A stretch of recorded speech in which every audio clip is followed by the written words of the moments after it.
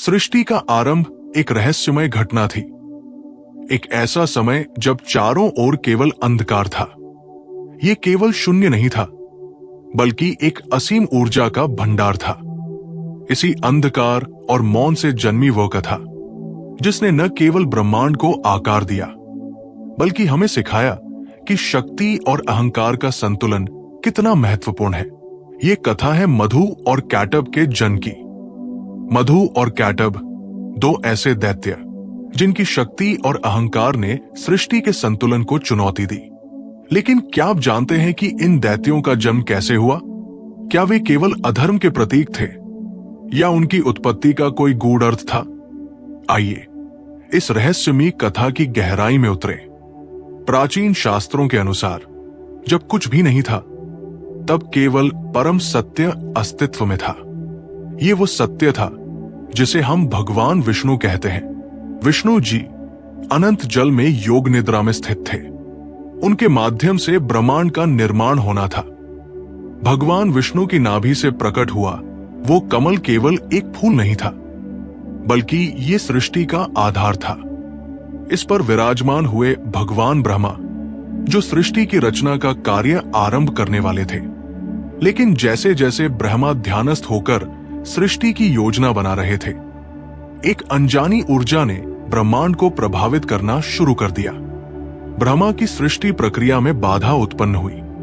ये बाधा किसी बाहरी शक्ति की नहीं, बल्कि भगवान विष्णु की योग निद्रा से उत्पन्न तमोगुण की थी।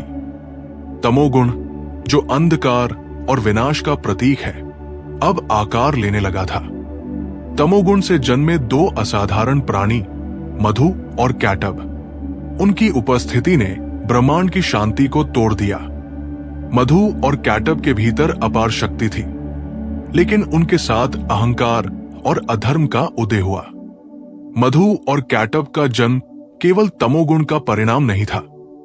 वे ब्रह्मांड के भीतर छिपी उस ऊर्जा का प्रतीक थे, जो निर्माण और विनाश दोनों में सक्षम है। मधु और कैटब के भीतर केवल शक्ति ही नहीं, बल्कि सृष्टि पर अधिकार करने की महत्वाकांक्षा भी थी।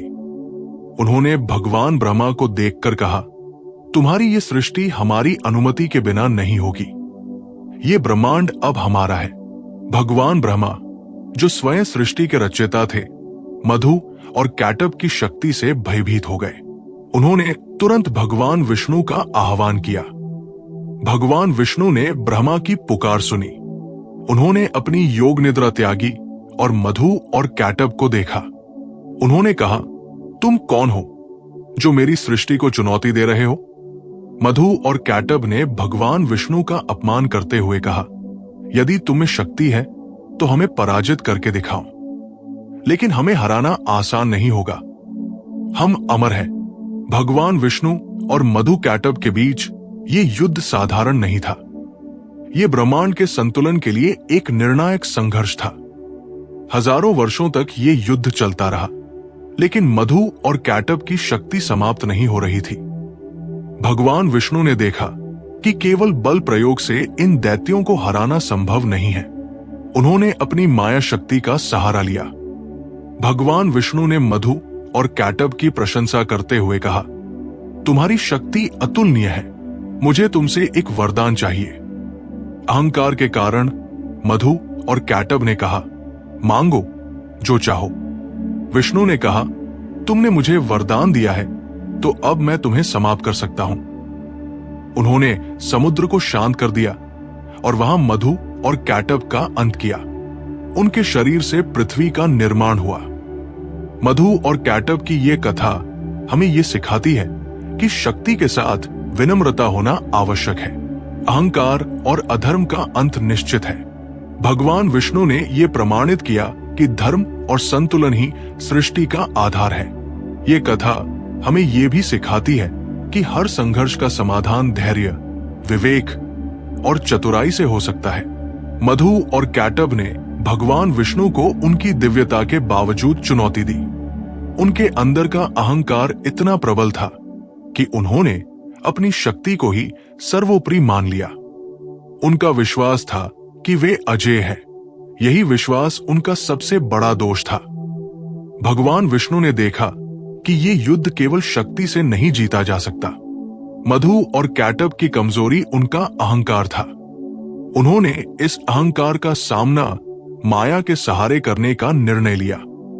ये माया केवल एक जाल नहीं थी, ये ब्रह्मांड की वो शक्ति थी जो किसी भी प्राणी को उसकी असली प्रकृति दिखा सकती है। मधु और कैटब, जो अब तक अपनी शक्ति पर गर्व कर रहे थे, भगवान विष्णु की प्रशंसा में फंस गए। भगवान विष्णु ने मधु और कैटब से कहा, तुम दोनों की शक्ति अद्भुत है। मैं तुम्हारे बल और साहस से प्रभावित हूं।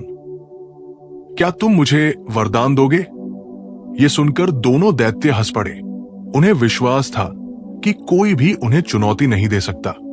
मधु और कैटब का अहंकार इतना बड़ा था कि उन्होंने सोचा ही नहीं कि ये उनकी हार का कारण बन सकता है।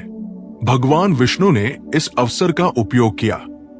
उन्होंने कहा, तुमने मुझे वरदान दिया है तो मैं तुम्हें समाप्त कर सकता हूं, लेकिन केवल वहां जहां कोई जल न हो। भगवान विष्णु ने अपनी दिव्य शक्ति का उपयोग करके मधु और कैटब का अंत कर दिया, लेकिन उनका विनाश केवल समाप्ति नहीं था, ये एक नई सृष्टि की शुरुआत थी। मधु और कैटब के शरीर से पृथ्वी का निर्माण हुआ।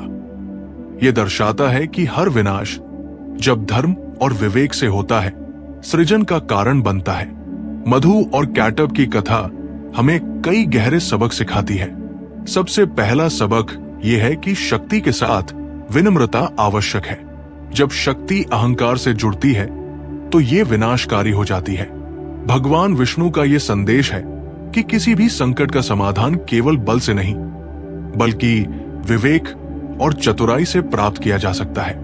मधु और कैटब का अहंकार केवल पौराणिक कथा का हिस्सा नहीं है, ये हर समय और हर समाज में मौजूद है। जब हम अपनी शक्ति, धन या पद को सर्वोपरि मानते हैं तो ये अहंकार हमें वास्तविक उद्देश्य से दूर कर देता है। ये कथा हमें सिखाती है कि जब हम अपनी शक्ति को विनम्रता और सेवा के लिए उपयोग करते हैं, तब हम सृष्टि का हिस्सा बन जाते हैं। भगवान विष्णु ने अपने कार्य से यह प्रमाणित किया कि धर्म का मार्ग हमेशा कठिन होता है, लेकिन ये सृष्टि को संतुलन में रखता है। धर्म केवल पूजा का माध्यम नहीं है, ये एक जीवन जीने का तरीका है।